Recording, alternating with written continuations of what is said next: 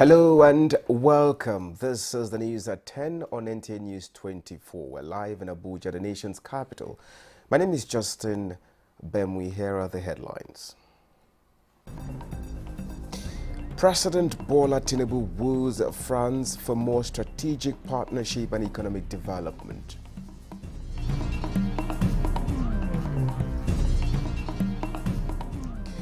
Hope for Nigerians as federal government launches and hands over CNG buses to operators for commercial purposes. Transportation is the backbone of any economy.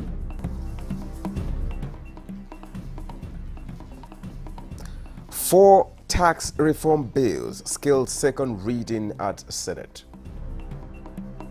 Bills contain innovative and people-oriented proposals as part of government's deliberate fiscal and tax reform measures. And health sector gets personnel boost as additional 622 foreign trained doctors gets inducted by Medical and Dental Council of Nigeria.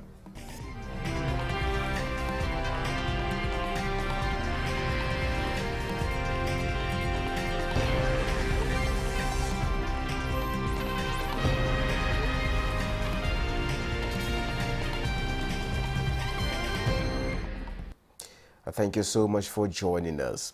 President Bola Tinubu is nudging France to see and treat Nigeria as a serious strategic partner to ensure proper development across Africa. This was during his engagements on a state visit to France in honor of President Emmanuel Macron's invitation. State House correspondent Musbaudan Wahab reports that President Tinubu and his wife Oluremi were accorded a grand reception in Paris. A jinx of more than 20 years broken for Nigeria, with President Bola Tinubu being the first on a state visit to France after such a long time. And the grand reception for the first trade partner of France in sub-Saharan Africa was befitting as it was historic. Starting from the French Military Museum, the stature and status of Nigeria were depicted and greeted with military parade.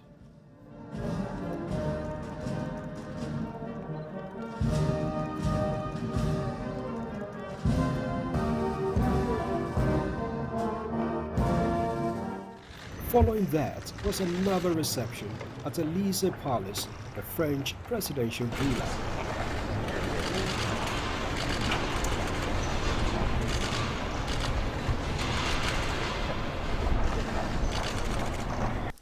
And then to the bilateral meeting of government officials chaired by the two leaders and another bilateral meeting of business community. Afterwards, both leaders here announced of fruitful engagements. President Bola Tinubu assures of his government's commitment to improved security and business climates as well as other socio-economic transformations. He, however, wants the French government to de-risk and promote measures that would further encourage partnership in other areas such as solid minerals development, education and agriculture, among others. There will be no fear of learning. The more educated this population will be, the better and well-trained society. We have this responsibility that is unique to fighting terrorism. And no matter how much you invest in other African countries, you don't take Nigeria for a serious country and a partner in your crusade. You won't achieve the results. Nigeria is ready to partner with a friend so that we have a very robust security operation that will stop migration. For President Macron, various reforms in Nigeria have gained the attention of the world and is committing his government toward making Nigeria a greater partner. And with the President and his ministers, we have defined several new lines of actions for investment of French companies in Nigeria, of course in the energy sector and also in the sector of rare metals and critical minerals, which are so necessary for the development of new technologies and in particular new decarbonized industries. First Lady Oluremi presented some Nigerian traditional gift to the French president and his wife. In the end, the two leaders are apparently fulfilled and sure of greater cooperations, more mutually beneficial. From Paris, Musbah and Wahab, Nta News. Now, the 4 tax reform bills have scaled second reading at the Senate. The proposed tax-related legislations are the Nigeria Tax Administration Bill, the Nigeria Revenue Service Establishment Bill, the Joint Revenue Board of Nigeria Establishment Bill, and Nigeria Tax Bill. National Assembly correspondent Lami Ali tells us more. These bills aim to simplify. The Senate leader, Okoyemi Bamidele, led the debate on the general principles of the tax reform bills transmitted by the federal government for consideration and passage. Embedded in the bills are provisions to ensure uniform tax administration in Nigeria and equitable distribution, where states are proposed to collect 55% of VAT, while basic items like food, electricity, medicine, educational and pharmaceuticals fall under tax exemption. Contrary to misrepresentations in the public domain, apparently owing also, we must admit, to lack of adequate sensitization. These bills contain innovative and people-oriented proposals as part of government's deliberate fiscal and tax reform measures to cushion the effect of ongoing broader economic policies such as the removal of subsidy on petroleum products, renewed efforts to implement cost-reflective electricity tariffs in the power sector, and etc. on Nigerian citizens. My problem with the bills, I've said one, that is the timing. Number two, the issue of derivation.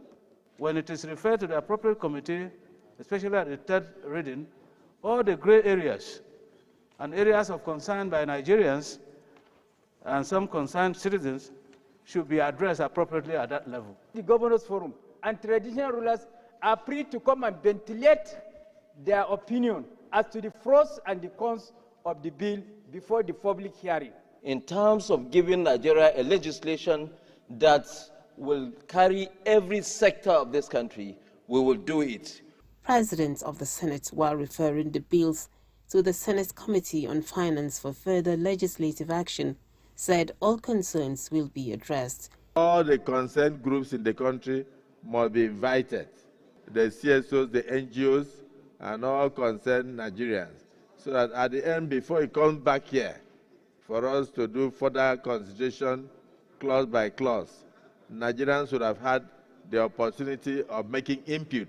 He also read 2 communications from President Tinubu seeking confirmation of appointments of members of the Police Service Commission and those for a Code of Conduct Bureau. Meanwhile, Senate has held a valedictory session in honor of the Second Republic President of the Senate, late Senator Joseph Wyers, who died in November 2021. In Cross River State, he remains a legend. I don't think the generations after him have been able to break his records. He was a good example. Of course, that's why the president then, President Shehu Shagari, trusted him very well, had confidence in him, and decided to allow him to act as president. Senator Joseph Wyers was appointed, was elected to the Senate at the age of 38, and possibly the youngest Senate president that we have witnessed. I must say adieu, my predecessor. May your soul rest in perfect peace. Late Senator Wyers was the president of the Senate from 1979 to 1983. From the National Assembly, Lami Ali, Nta News. Meanwhile, the House of Representatives has resolved to continue consultations on the 4 tax reform bills presented by President Bola Tinubu to Parliament. This resolution followed more than 2 hours of closed-door deliberation on the issues by lawmakers. National Assembly correspondent Nta reports that the House also confirmed the appointment of Lieutenant General Olufemi Oluyede as substantive Chief of Army Staff. For the most part of Thursday's plenary, lawmakers were in executive session. The crux of the matter is the 4 tax reform bills submitted by President Tinubu and the socio-economic implications. The bills are yet to be listed for second reading and debated in the House, but the leadership says consultations will continue among lawmakers. The agreement that we had in that section was to continue our conversation. So this conversation is going to continue on Tuesday, from now till Tuesday, when we will have a special section where we'll invite these resource persons to be here in the House to engage us. Thereafter, we'll decide which way to go. The House ad hoc committee that screened Lieutenant General Olufemi Oluyede for the position of Chief of Army Staff gave a stamp of approval that was ratified at the Committee of the Whole.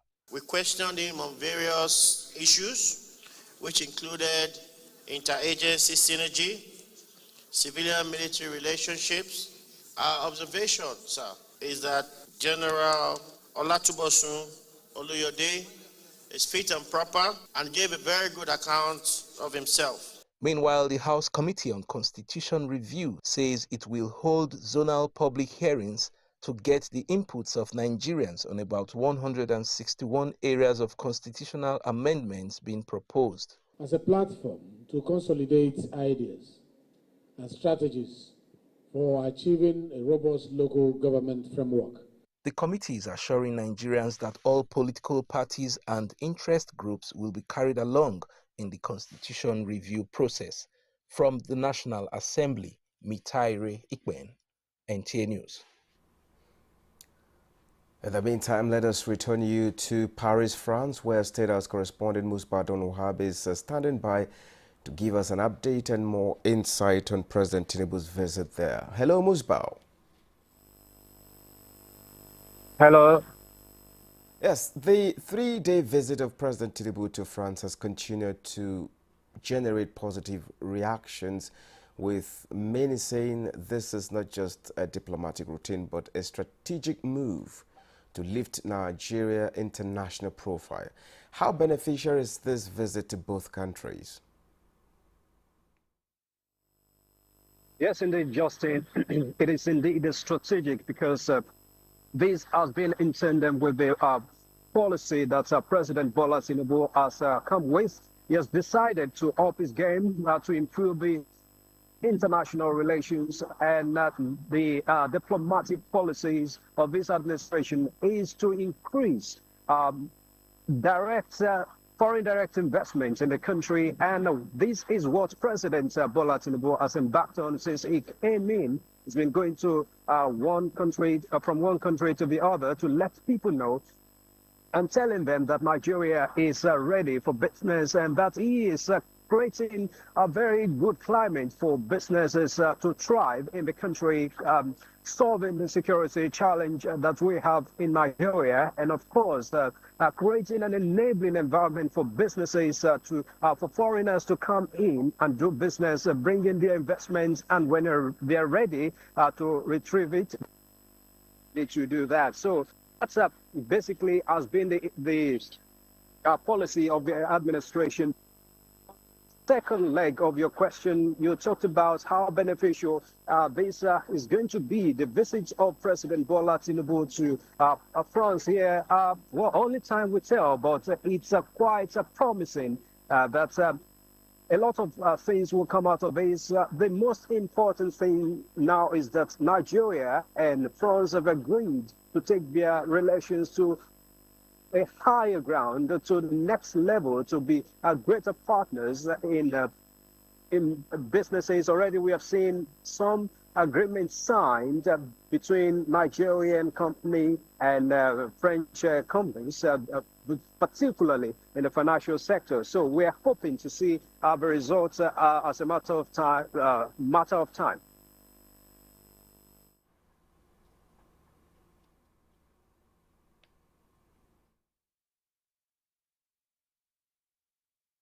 Economy.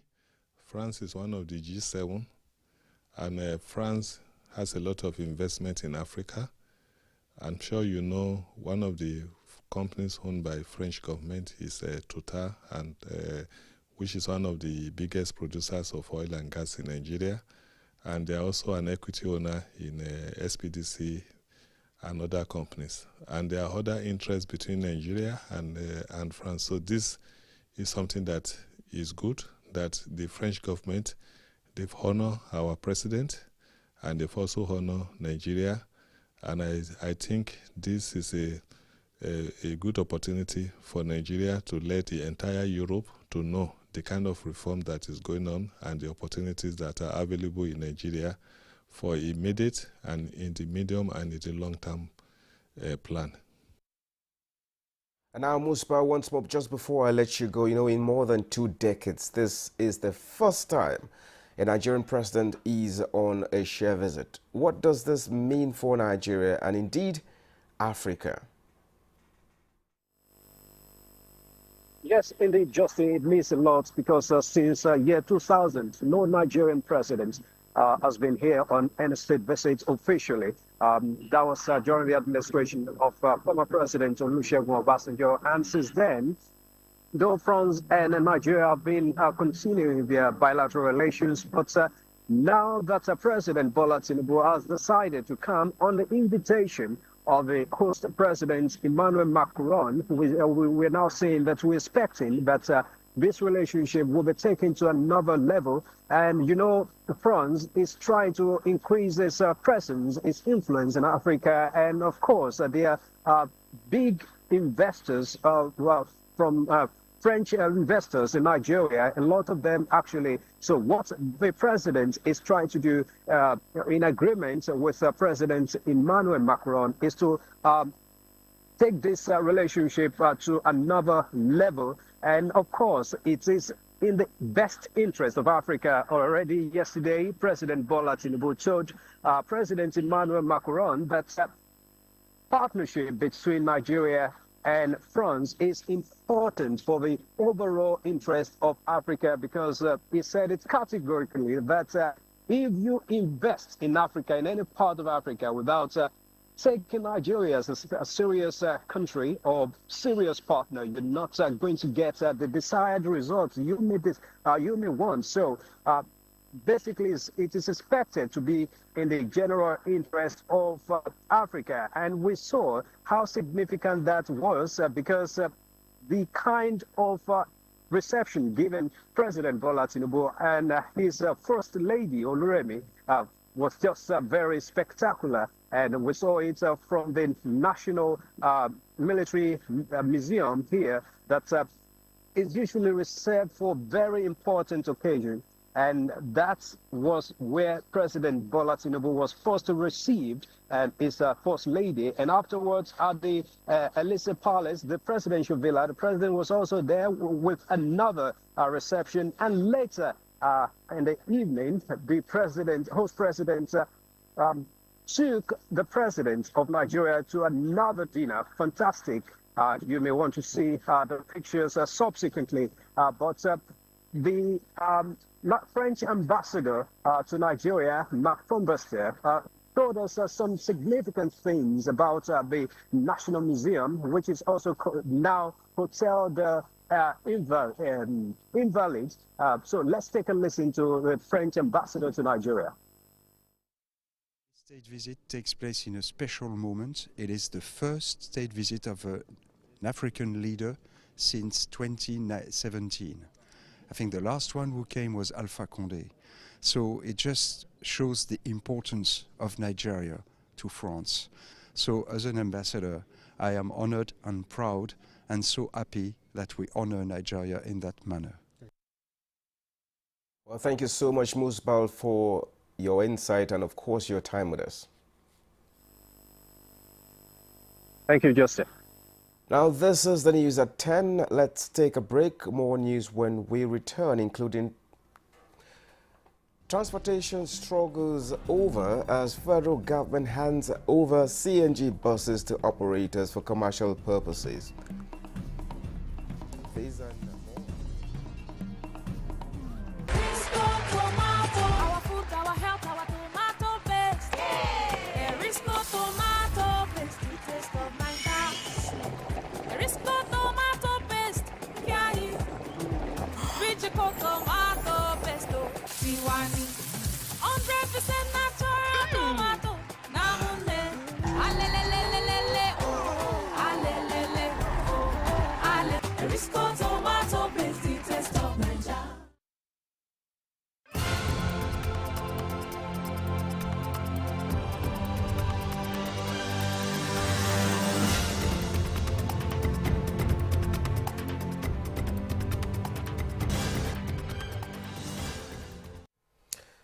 The National Assembly has expressed necessity in meeting the needs of the Ministry of Livestock Development with a view to ensuring implementation of policies that will help the new livestock sector to achieve its full potential. And this came up during a maiden interface with the House of Representatives Committee on Livestock Development with the Minister. National Assembly correspondent Issa Mohammed has details.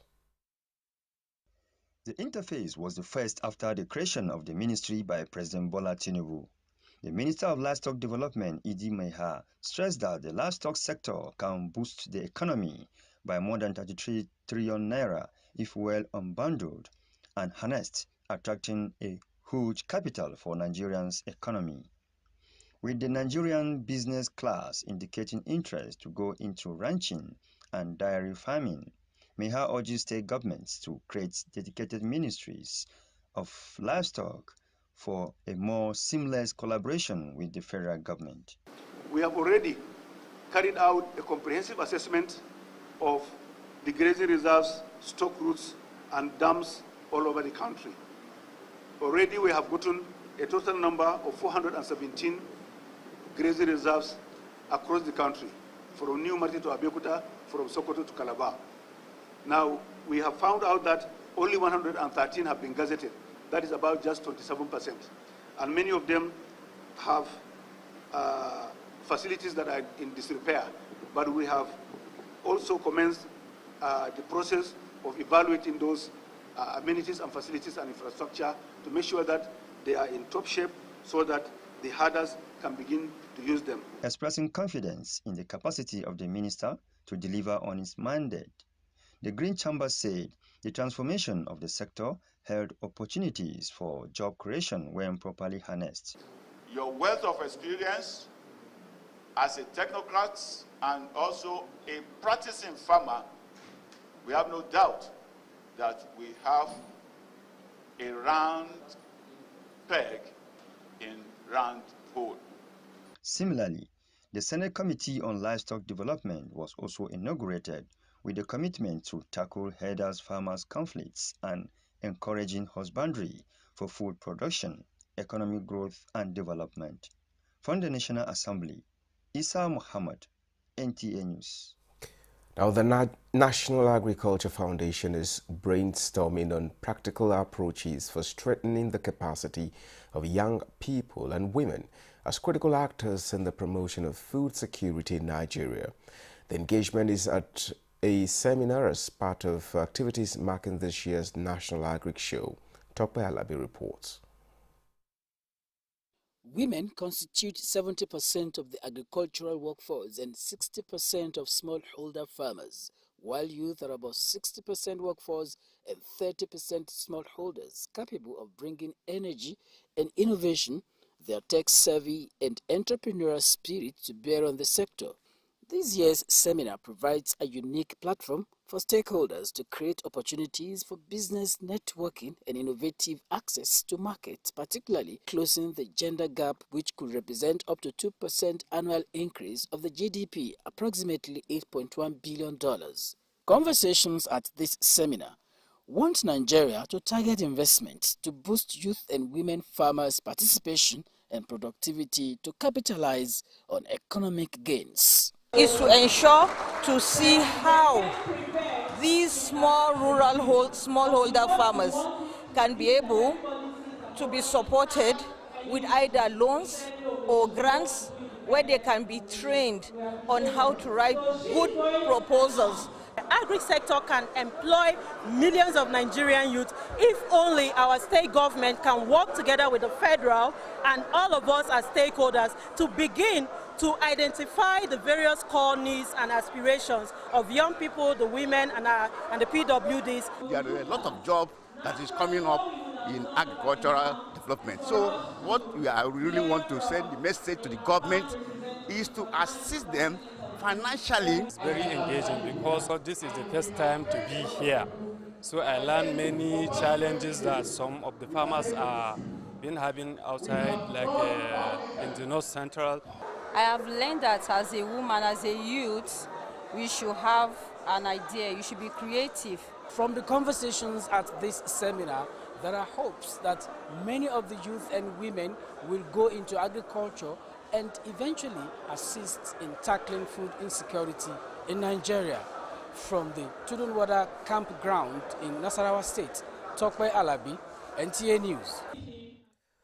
Nigeria and China have continued to explore strategic opportunities to further solidify their collaboration, aiming to propel Nigeria's economic growth while strengthening China's presence in the African market. Alika Obanachi-Arua reports from the 2024 Nigeria-China Economic Trade Expo in Abuja, a key event focused on deepening economic ties between the two nations. The 2024 Nigeria-China Economic and Trade Expo, currently underway in Abuja, serves as a key platform for strengthening economic ties between Nigeria and China, as both nations aim to enhance bilateral trade. As a major component of the renewed hope agenda, the agenda has also placed transportation infrastructure development on a top scale of priority.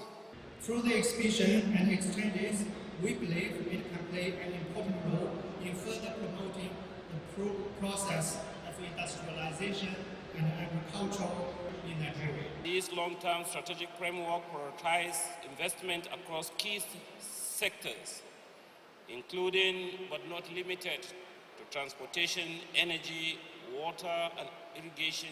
For the Nigerian Exporters Hub, Next Hub, this collaboration with China is in line with its strategic vision of transporting Nigeria into a leading exporter of agro-commodities and services. We've successfully brought the buyer and seller together. And apart from that, we were able to bring people that can add value.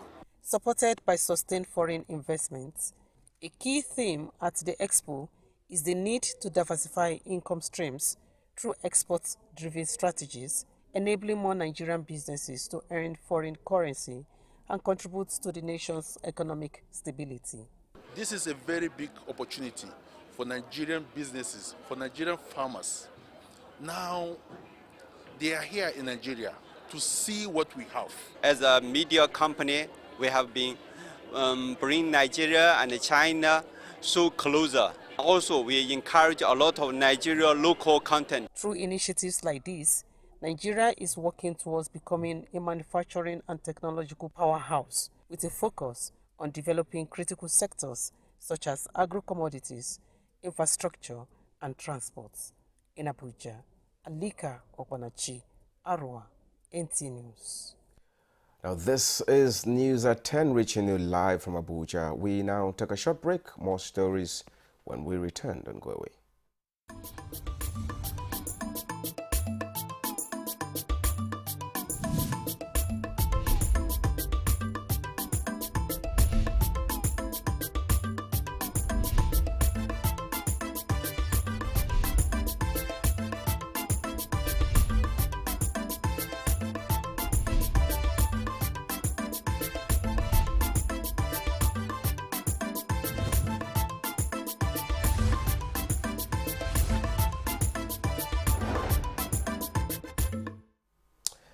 Now, finally, Nigerians will begin to enjoy subsidized transportation across major areas within the Federal Capital Territory as the federal government officially launches and hands over CNG buses to operators for commercial purposes.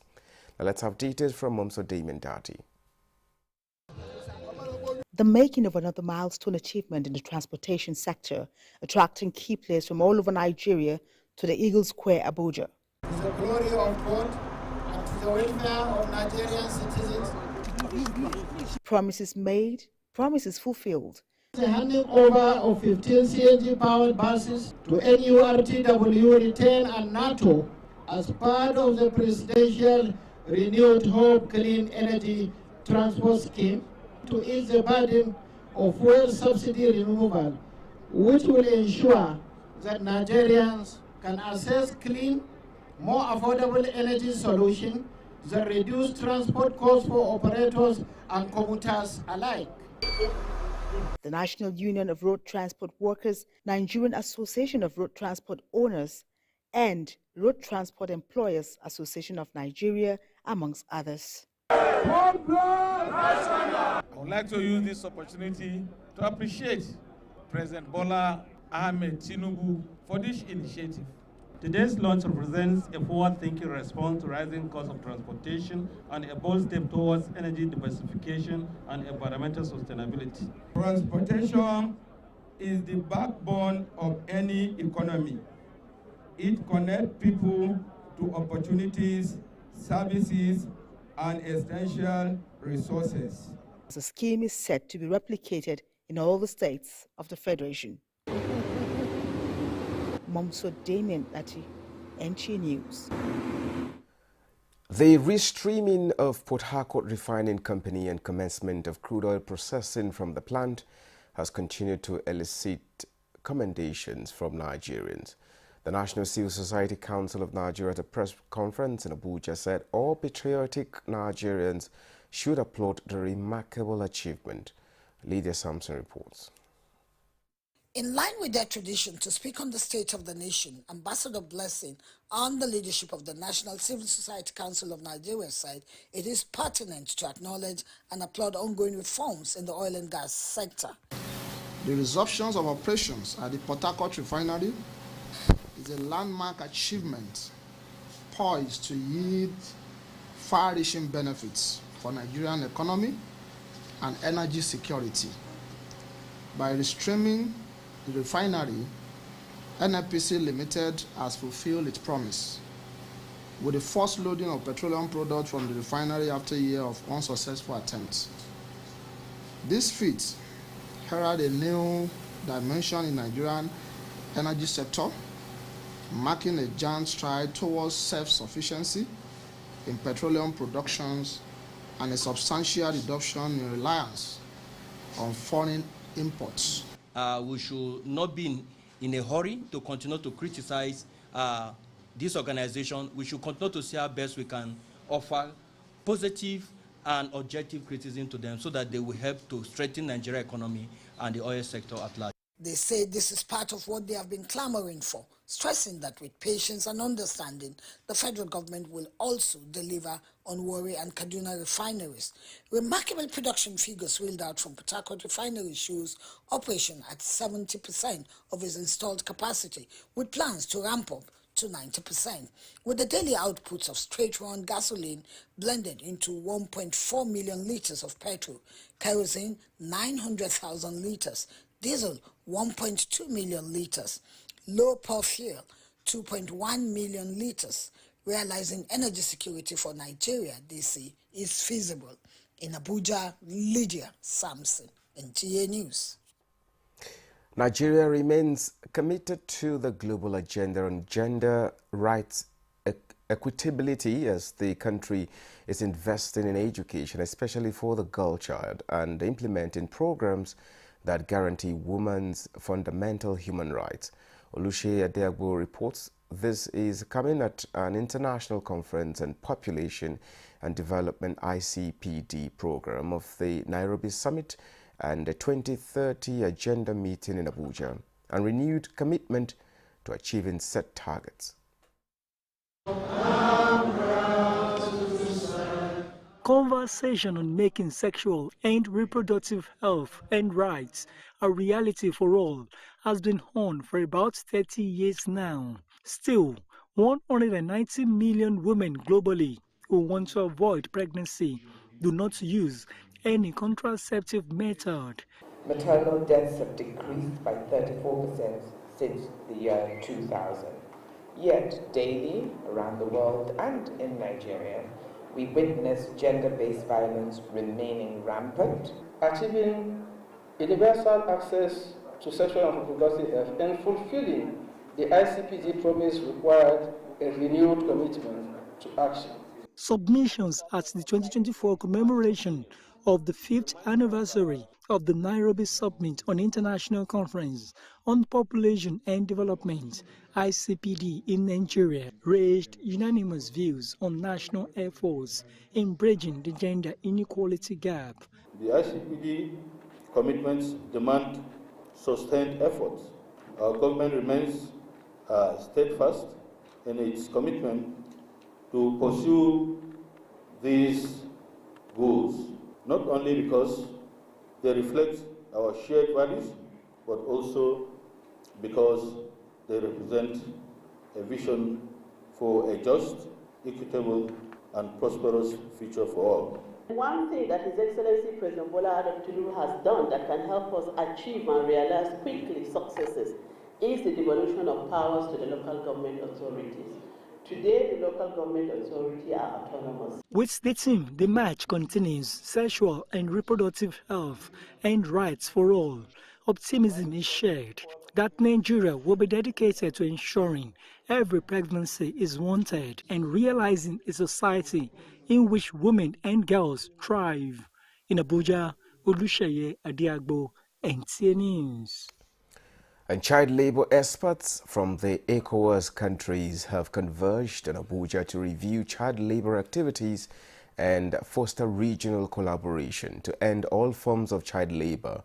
Joseph Oten reports that the Minister of State, Labor and Employment, Nkiruka Onyejiocha, presented Nigeria's position on development of standard template and methodology for tracking child and forced labor interventions, among other priorities.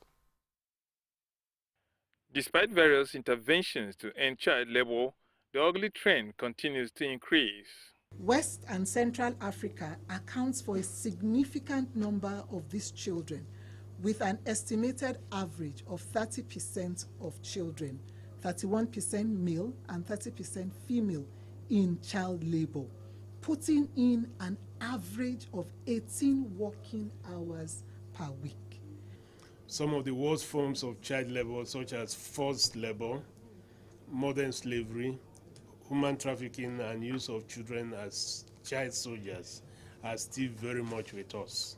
At this sub-regional meeting, child labor experts from different organizations and countries of ECOWAS critically seek interventions that will address identified core causes such as poverty, access to quality education, socio-economic stability, and weak enforcement of labor laws. We know that the work that we are doing has to speak to the national framework, and the national framework are also meant to deliver on the aspiration and the inspiration of the conventions that many of our countries have ratified.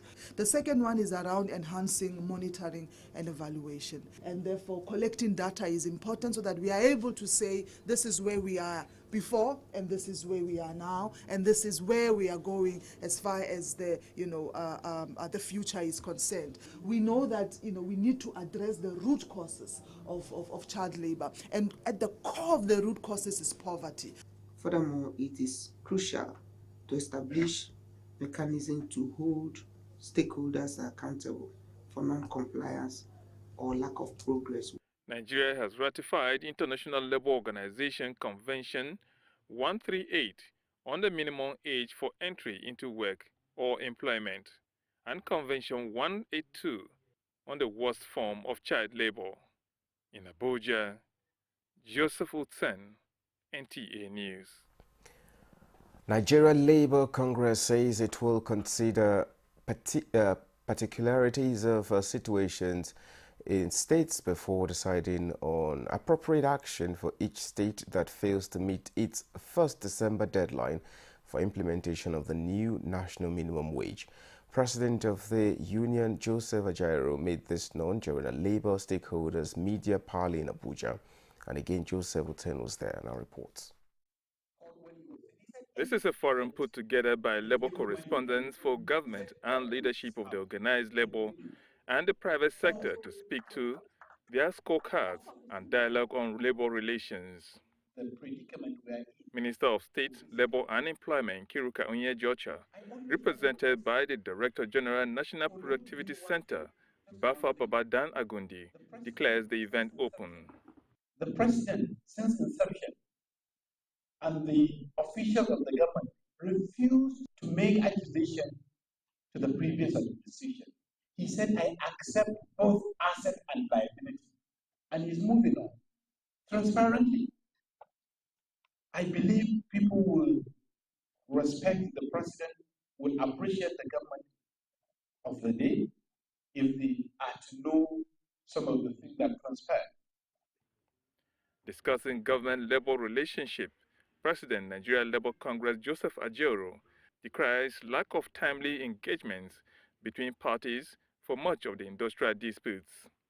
There are docile states. There is a particular state as we are talking about the entire executives in the state want to take action, but the chairman is with the governor. So such states will design how best to cooperate because there are peculiarities.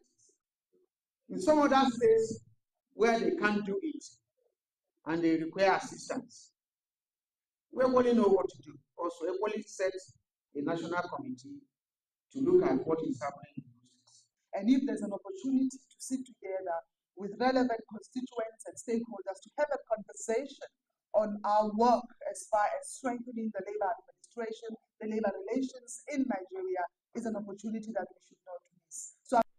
Conversations dwelled on creating decent job opportunities, tackling child and forced labor, and adherence to international best practices as stipulated by International Labour Organization conventions. In Abuja, Joseph Utsen, NTA News. Now, the shortage of healthcare personnel bedeviling Nigeria's health system has gotten a breather, with an additional 622 foreign-trained doctors inducted by the Medical and Dental Council of Nigeria in Abuja. Uche Ogochukwu has details. Nigeria, with over 200 million people, needs about 4 times the number of doctors it currently has to meet the World Health Organization's recommended doctor-to-patient ratio.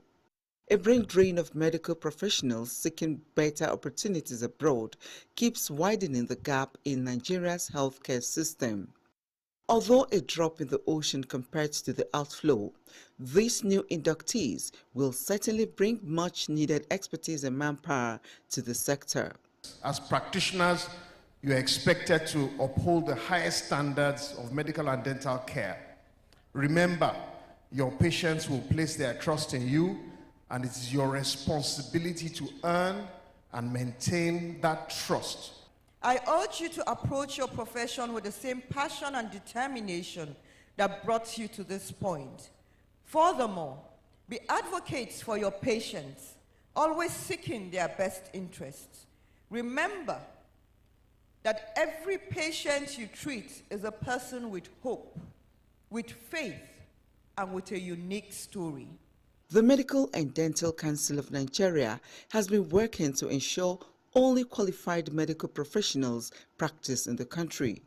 Now certified fit to practice in Nigeria, what are these young doctors bringing to the table? I am going to bring whatever I can to the table to help bettering the health sector of our country, Nigeria. The Nigerians should expect honesty from me. They should expect dedication, and will always be there for every Nigerian. They will have to work in designated hospitals, and they are going to be the frontliners of doctors in those designated hospitals. So it will really go a long way to improve the services that they provide in those hospitals. Experts believe that the strength of the healthcare of the nation, therefore a conducive environment must be created for these new doctors to stay in the country to help rebuild the system. Uche Ugochukwu, NTA News. Still talking health, the National Hospital has received emergency kits for medical, surgical and dialysis treatment at its dialysis unit. The kits were donated by the First Call Aid charitable organization. Vivian Ezediafe, who covered the launch and handover ceremony in Abuja, brings us the details. Lead person of the First Call Aid Charitable Foundation, Mrs. Khadija Fashino, explained that the gesture was inspired by her traumatic experience when two of her drivers were involved in an accident and that no one could assist with their medical bills. The choice of the National Hospital, she emphasized, was due to its credible data disposition. Know that emergencies can happen to anybody at any time, and they could actually be helping themselves. So that's the story that we sell to them. Receiving the items on behalf of National Hospital, the representative of the medical director stated that the dialysis kits will go a long way in alleviating the suffering of patients. We call on the public, members of the public and those NGOs out there who are ready to help National Hospital and other health centers to please come up, just like First Charity that is doing now. Actually helps them to perform the function of the diseased kidney, and which is essential for their daily living. The First Call Aid charitable organization is believed to be committed to restoring lives, rebuilding hope, and giving back to the community to make it a better place. Vivian Ezadifi, NTA News. Now, recognizing and rewarding academic excellence to motivate students through strategic incentive mechanism will no doubt arouse national consciousness to continue to promote educational development in Nigeria. Minister of State Education, Dr. Suwaiba Said Ahmed, stated this at the second National Education Award Program to honor School Leaving Certificate Examination 2023 Best Students. Ibrahim Bello Gunda reports. The National Education Award Program is an intervention towards motivating learning and reading within the Nigerian education system by honoring students that distinguish themselves academically. Minister of State Education Dr. Suwaiba Said Ahmed, represented by Director Senior Secondary Education Funsho Adewale, said effective reward system for educational excellence is part of the drive of the present administration's commitment for a robust education system. Education remains the foundation of a thriving society. It empowers individuals to unlock their potentials for self-actualization and foster sustainable progress. With the theme, Incentivizing Learning and Reading Process for Optimal Performance, keynote speaker and Vice Chancellor, Nasarawa State University KEFI, Professor Saadat Hassan Liman, and other speakers reiterated the importance of recognizing educational excellence. The reward concept is a universal way of encouraging excellence in educational attainment aimed at motivating the excelling students. Identify and publicly honor reward the most hardworking and best students. 6 students who are the overall first and second best in WAEC, NECO and BES in Nigeria were inducted into the Education Hall of Fame 2023. This event would spark the drive to strive for excellence in Nigerian students. National Education Award Program Scholarship Endorsement Fund was launched as part of commitment to educational development. In Abuja, Ibrahim Bello Gunda, NTA News. Director General of the Nigerian Television Authority, Abdul Hamid Dembos, has urged youth in the country to join in the fight against climate change for sustainable development. This was during a youth symposium on climate change and innovation in Abuja. The DG was represented at the event by the General Manager NTA Channel 5, Mr. Paul Ati. Discussants at the symposium called on youth and stakeholders to be vanguard of change for solutions to climate change, including renewable energy, sustainable land use and eco-friendly technologies, and to take advantage of the numerous opportunities in renewable energy. The consequences of this drastic situation include more frequent natural disasters, food and water scarcity, and a world where vulnerable people suffer the most. However, we are here today not just to acknowledge the problem, but to take action. We are all here because we believe in the power of human initiative and collaboration. And if you look at climate change from this angle, well, it won't be so depressing. It will serve us to know that whatever we do today will boomerang in some years to come. And that is why some things that happened some years back, 200 years back, is what we are facing now. The meeting is geared towards creating TV awareness on the effect of climate change and alternative source. Now you're watching the news at 10 on Nta News24. Another look at our major stories. President Bola Tinubu woos France for more strategic partnership and economic development.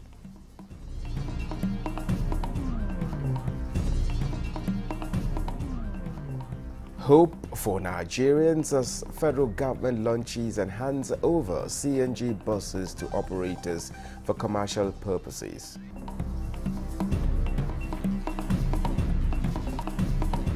Four tax reform bills still second reading at Senate.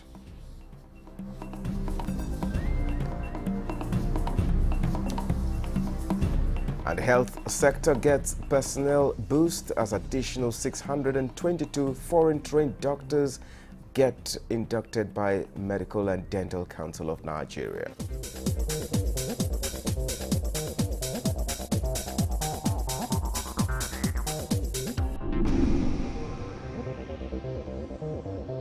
This is Nta News24.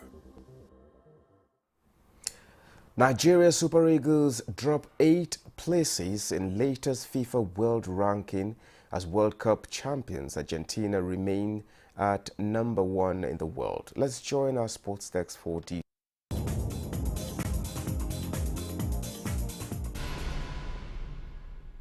Super Eagles dropped from 36th in the world to 44th in the latest FIFA rankings for November, and the country's 8th place dropped in the ranking on the football governing body website on Thursday, has seen the three-time African champions make their biggest decline in recent years. The Eagles' drop was largely due to their poor outing in the last international window, where they suffered a 2-1 defeat at home to Rwanda in the last phase of the 2025 Africa Cup of Nations qualifier. Morocco retained their #1 spot on the continent, despite dropping 1 place to 14th in the world. They are followed by second-place Senegal, who moved up 3 places to rank 17th in the world. On the information provided on the FIFA website, Argentina remained the top-ranked team, while France are second, with Spain, England and Brazil completing the top 5. And Super Eagles striker Victor Osimhen was on target for Galatasaray in their 2-1 draw away to AZ Alkmaar in Thursday's Europa League tie. St. Majors gave Alkmaar the best start as he opened the scoring just 2 minutes into the game. In the 43rd minute, Osimhen equalized for Galatasaray.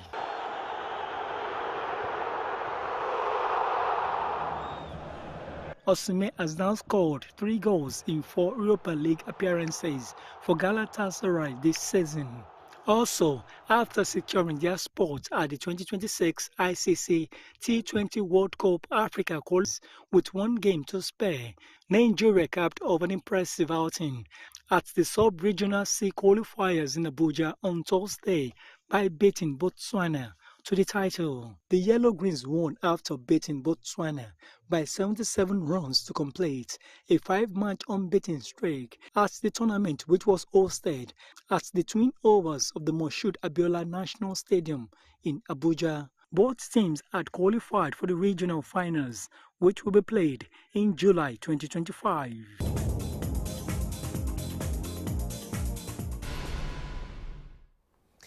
That concludes the news at 10 on Nta News 24. Thank you so much for watching. My name is Justin Bemuni. Do have a wonderful day ahead.